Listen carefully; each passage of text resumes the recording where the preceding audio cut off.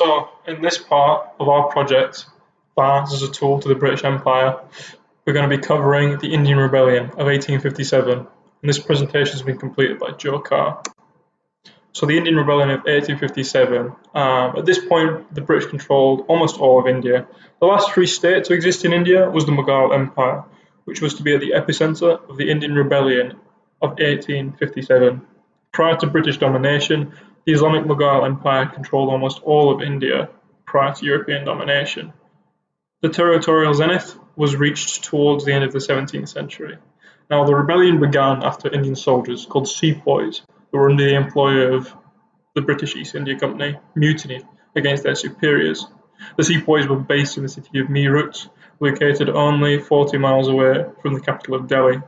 Their close proximity to them quickly proclaimed the Mughal Emperor Bahadur Shah II the new ruler of Hindustan, a state they envisioned as their new Indian empire that would oust European influence and power.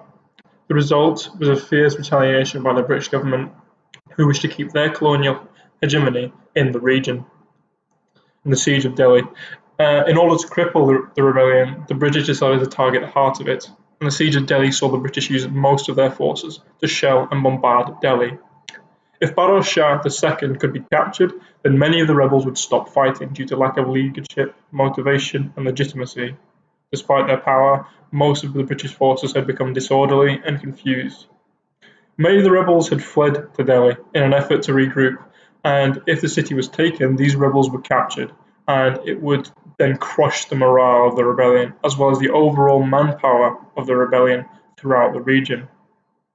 The remaining British commanders restored order and discipline and proceeded to storm the city. By September 21st, all gates had been captured, along with major buildings such as the Jama Masjid Mosque. In the end, it was a decisive British victory, and sepoy commanders were killed and the emperor surrendered. The emperor and his sons were soon arrested by the British, and the surrender of the Mughals left their royalty and their empire to the mercy of the British, and ultimately their annexation and exile. Next is the rise of the Raj, and despite the defeat of the emperor, the rebellion continued in several other parts of India. The fighting continued until the Battle of Gwalior.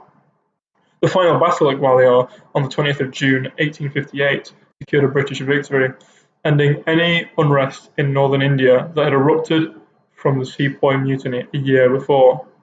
Bahadur Shah II was arrested and exiled to Rangoon, Yangon, in Burma, bringing an end to both the Mughal Empire and the short-lived Hindustan. On November 10th, Queen Victoria granted amnesty to all Indians as long as they had not committed murder, whilst also proclaiming their equal rights to other British subjects. This included rebels. The East India Company was nationalised by the Government of India Act in 1858, and despite the name and action against it, the British government and their military had long held power in India, so there was little to no opposition when the company was disbanded. It was an archaic and old company that was basically just a placeholder for Crown rule. Now, the reasons for rebellion.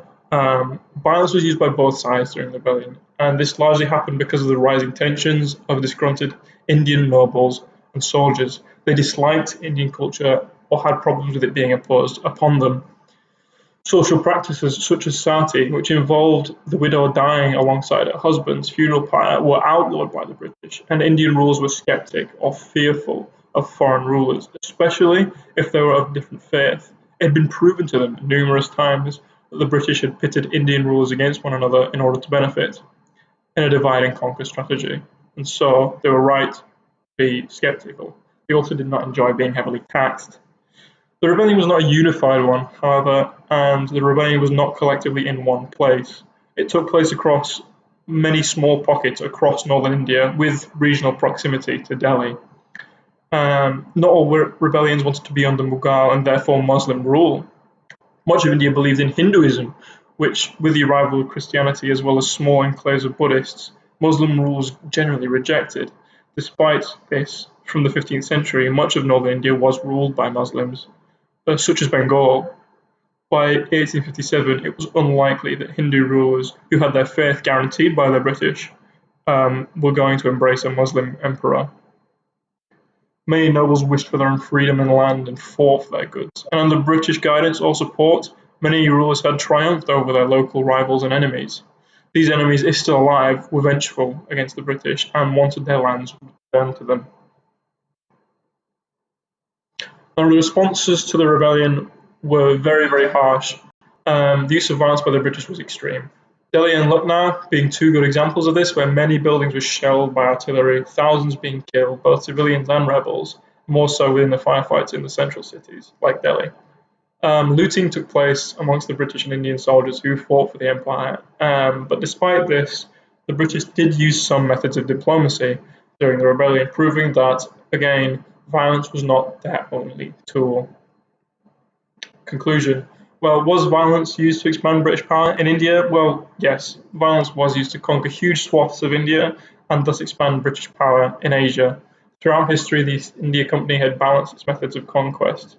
In this specific case, the rebellion would be used as an excuse to dissolve this old business and once and for all assert government and national power over the Indian subcontinent. The East India Company in the past had made allies of several Indian lords, pitting them against one another in a divide and conquer strategy, and were often pitted against Indian powers such as the Anglo-Marathi Wars, and they were forced to fight if they were allied to a European enemy, such as was the case with Bengal and France in the Carnatic Wars. An example of their extension of power in India could be seen in the Great Game against Russia, which saw British India as a threat to its Central Asian territories, or with the Chinese, where Indian production of opium would prove disastrous for Chinese culture and legitimacy, especially in the failure to win both opium wars. Although rebellion and annexation of the Mughal Empire did not cement the fact, it was actually present long before the 1850s, it did confirm that resistance in India would be met with violent retaliation by the British government. And therefore, it was unlikely that they were ever going to simply lose it during the era of new imperialism.